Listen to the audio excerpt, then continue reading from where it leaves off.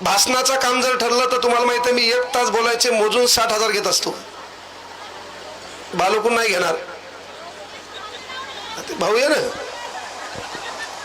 पण 1 तास बोलायचे मोजून 60 घेत असतो. 59 बी नाही, 59,999 बी नाही. तू पुण्यतिथीला बोलो, जयंतीला बोलो, कशाला बी बोलो, मी 60च घेणार. तू वास्तुशांतील बी मला भेट द्या नसती तरी 60 घेणार. का? तुमच्या वेळेची ही लोकांनी कदर केली पाहिजे, ही गोष्ट लक्षात घ्या. तुमच्या वेळेची लोकांनी कदर केली पाहिजे.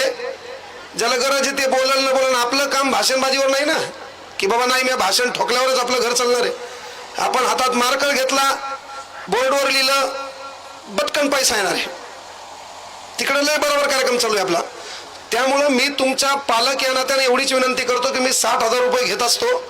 पण इथं बसलेलं एखादं लेकरू आहे आणि तुम्हाला वाटलं बाबा याला शिकताना अडचणी आली, मायबापा नाहीत, बिंदास त्याला परभणीत घेऊन या. त्याचं खाणं पिणं राहणं कपडे नोकरी लागेपर्यंत काँग्रेस एकटेच करणार.